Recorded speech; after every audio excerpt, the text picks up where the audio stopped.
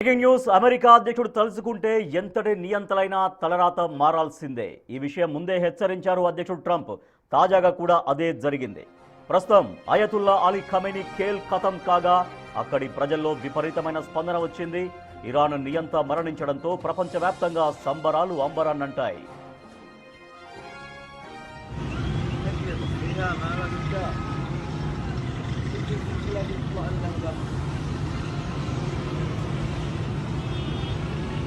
الجوي حقا عندنا ايوه نصف الجوي مالك كله غاز وبترول. ఇదిలా ఉంటే Islamic revolutionary guards corp commander Mohammad Pakpour మృతి చెందారు. మహమ్మద్ పాక్పూర్ ఇరాన్లోని పవర్ఫుల్ ఆర్మీ అధికారుల్లో ఒకరు. పాక్పూర్ మరణంతో అహ్మద్ వాహిదీని ఐఆర్జీసీ నూతన కమాండర్గా ఇరాన్ ప్రభుత్వం నియమించింది.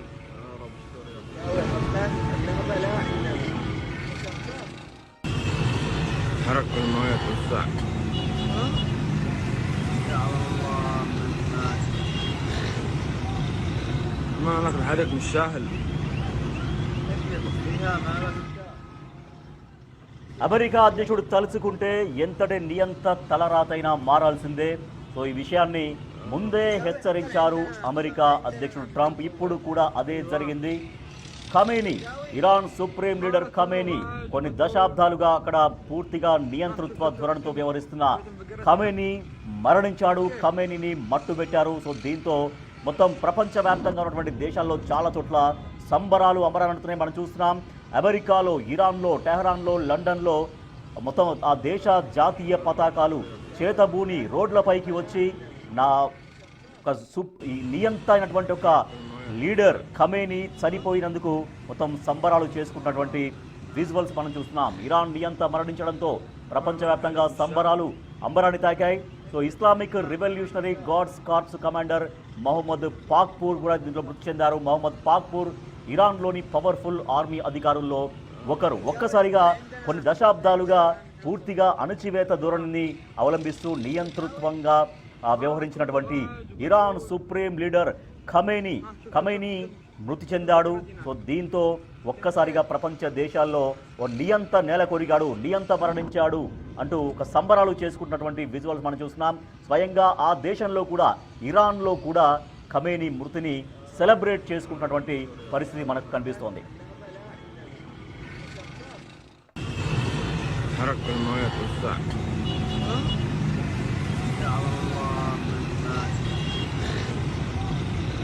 ما لك الحرك مش سهل.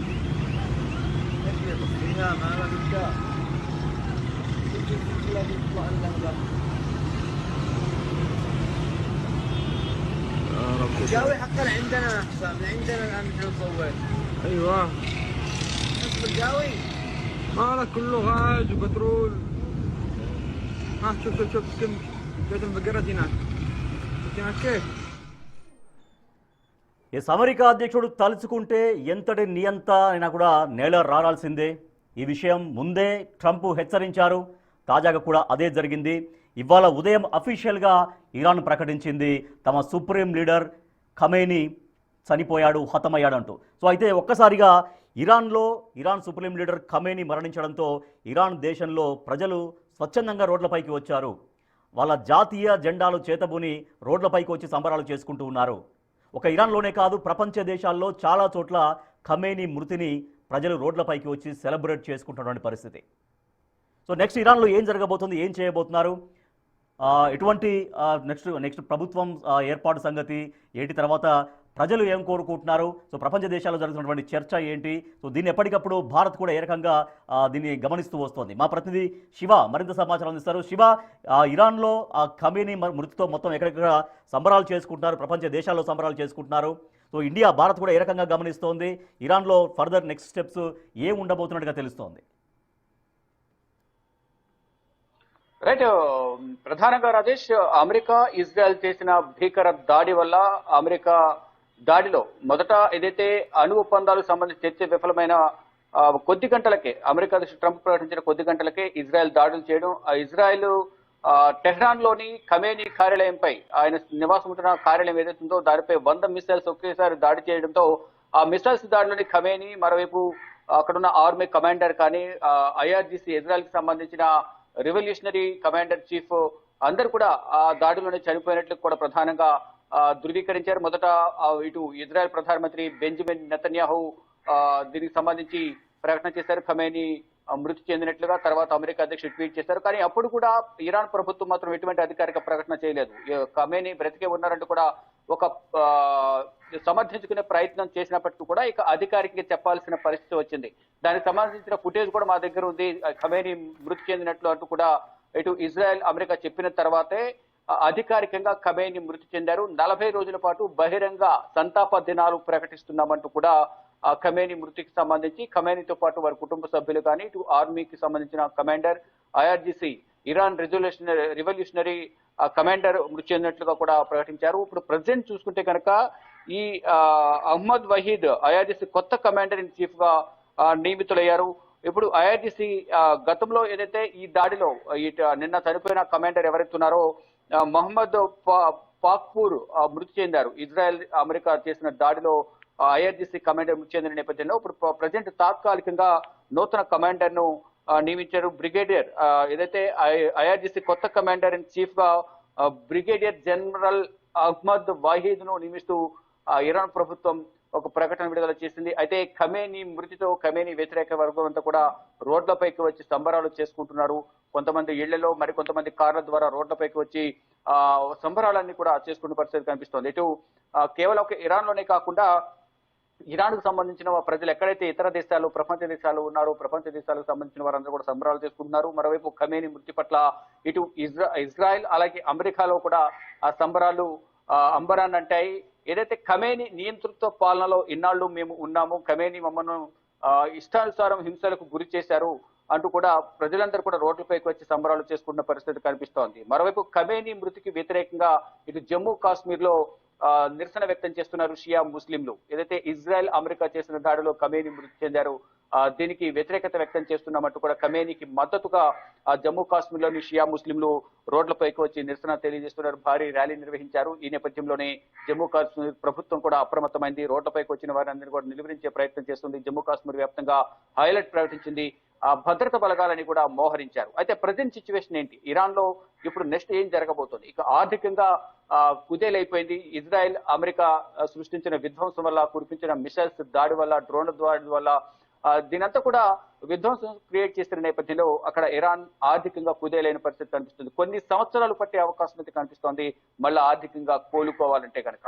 అంటే అసలు ఎందుకు ఖమేనీ పైన ఇంత వ్యతిరేకత వ్యక్తమైంది? సొంత దేశ ప్రజలే ఎందుకు రోడ్లపైకి వచ్చి నిరసన వ్యక్తం చేశారు? మొదట అసలు నిరసనగా మొదలైన ఈ వివాదం అనేది రెండు దేశాల మధ్య వివాదంగా మారింది. తర్వాత అణు ఒప్పందాలకు సంబంధించి చర్చలు విఫలమైన నేపథ్యంలోనే ఈ దాడులు జరిగాయి.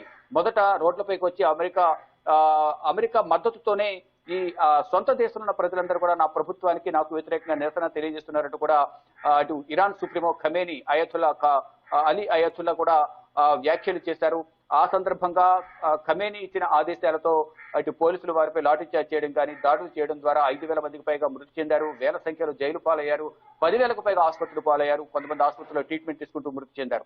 అయితే దానికి మద్దతుగా అమెరికా అధ్యక్షుడు మాకు మద్దతు ఇవ్వాలి, నియంత పాలన కొనసాగిస్తున్నారు, మమ్మల్ని ఆదుకోవాలంటూ కూడా ప్రజలందరూ కూడా ట్రంప్ ను కోరిన నేపథ్యంలో ట్రంప్ ఇన్వాల్వ్ అవ్వడం. ఇక్కడ ప్రధానంగా ఇరాన్ లో యురేనియం నిల్వలు ఎక్కువగా ఉన్న నేపథ్యంలో ఈ యురేనియం ను మంచి ప్రయోజనాల కోసం వినియోగించకుండా చెడుగా వినియోగించే అవకాశం ఉంది. కాబట్టి ఆ యురేనియం ను అతిగా శుద్ధి చేయడం ద్వారా అణుబాంబులు తయారు చేసే అవకాశం ఉంటుంది. కాబట్టి ఈ అణుబాంబుకు సంబంధించిన శుద్ధి కేంద్రాలను ఏర్పాటు చేయడం, అణుబాంబులను తయారు చేయడం ద్వారా ఈ బాంబులను తయారు చేసిన తర్వాత ప్రపంచ దేశాల పైన విచక్షణ రహితంగా వీటిని వినియోగించే అవకాశం ఉంటుంది. కాబట్టి ఇటు ఈ అణుబాంబులు తయారు చేయొద్దు అనేది ప్రధానంగా అమెరికా అధ్యక్షుడు డొనాల్డ్ ట్రంప్ చెప్తున్నారు. దానిలో భాగంగానే మట్టుబెట్టారు. ఖమేనీని వదిలిపెట్టే ప్రసక్తి లేదని ఎన్నో సందర్భాల్లో అమెరికా అధ్యక్షుడు ట్రంప్ హెచ్చరికలు జారీ చేశారు.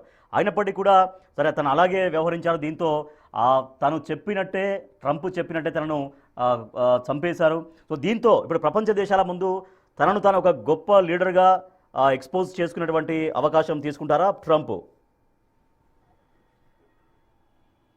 రైట్. ప్రజెంట్ సిచ్యువేషన్ చూసుకుంటే ప్రధానంగా అణు ఒప్పందానికి సంబంధించిన చర్చలు విఫలమయ్యాయి. ఏ సమయంలో అయినా చర్చలు విఫలమైతే మాత్రం ఏ సమయంలో మేము దాడి చేయడానికి సిద్ధంగా ఉన్నామంటూ ట్రంప్ మొదటి నుంచి చెప్తున్నారు. దానికి అనుగుణంగా ట్రంప్ దాడి చేయడం, దాంట్లో ఖమేని హతమవడం చెప్తున్నారు. ఖమేనీని ఏ విధంగానైనా హతమారుస్తామంటూ కూడా ట్రంప్ చెప్తూ ఉన్నారు. ఏదైతే వెనిజులా అధ్యక్షుడిని ఏ విధంగా అయితే క్యాప్చర్ చేసి న్యూయార్క్ లో బందీగా చేసుకుని అక్కడున్న చమురు నిల్వలన్నీ కూడా ఆయన స్వాధీనం చేసుకున్నారు. అలాగే ఇక్కడ ఖమేనీని కూడా ఆయన అంతు చూస్తామో చెప్పిన మాట వినకపోతే అనేది ప్రధానంగా చెప్తున్నారు. అంటే అక్కడ ఆ ఖమేనీ ఉగ్రవాదాన్ని పెంచి పోషిస్తున్నారు. ఆ ఉగ్రవాదానికి వ్యతిరేకంగానే మేము అక్కడ దాడులు చేశాం తప్ప వేరే స్వప్రయోజనాలు లేవు అనేది కూడా ఇజ్రాయెల్ ప్రధానమంత్రి బెంజమిన్ నెతన్యాహు కూడా ఒక ట్వీట్ చేశారు. దేశ ప్రయోజనాలను దృష్టిలో ఉంచుకుని ఈ ఉగ్రవాదానికి వ్యతిరేకంగా ఆయన చేసే పనులకు వ్యతిరేకంగా మాత్రమే ఇక్కడ దాడులు చేస్తున్నాం తప్ప మాకు వ్యక్తిగత స్వార్థం లేదు అనేది కూడా బెంజమిన్ నెతన్యాహు తెలియజేశారు. దానికి అనుగుణంగా ట్రంప్ కూడా చెప్తూ ఉన్నారు. మొదటి నుంచి కూడా ఈ అణు ఒప్పందానికి సంబంధించి యురేనియం నిల్వలకు సంబంధించి యురేనియాన్ని శుద్ధి చేయడం ద్వారా, అణుబాంబులు తయారు చేయడం ద్వారా